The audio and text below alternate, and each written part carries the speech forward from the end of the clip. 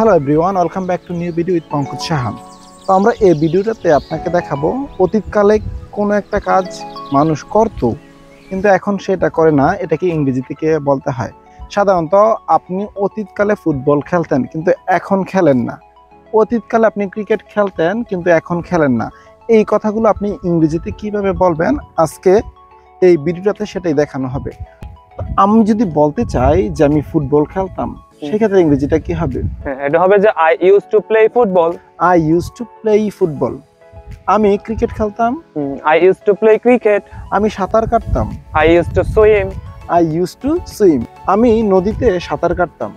I used to swim in the river. I used to swim in the river. তো এই ধরনের কথাবার্তাগুলো যদি আপনি ইংরেজিতে বলতে চান তাহলে আপনাকে একটা স্ট্রাকচার ফলো করতে হবে।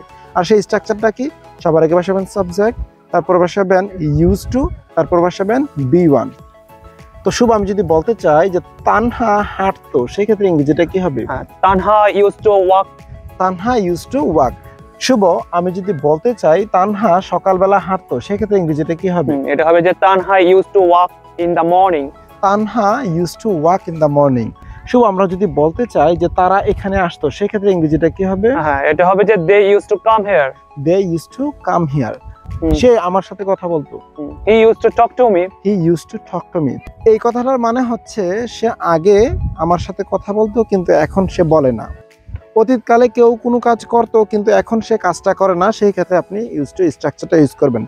তো এই ধরনের কথাবার্তাগুলো বলার জন্য আপনাকে একটা স্ট্রাকচার ফলো করতে হবে। সেই স্ট্রাকচারটা হচ্ছে সবার আগে বসাবেন সাবজেক্ট, তারপর বসাবেন used to, তারপর বসাবেন ভার্বের মূল ফর্মটা। এটা বলার পরে আপনারা যদি বাকি অতিরিক্ত কিছু বলতে চান বলে আপনার সেন্টেন্সটাকে অর্থপূর্ণ করতে পারেন।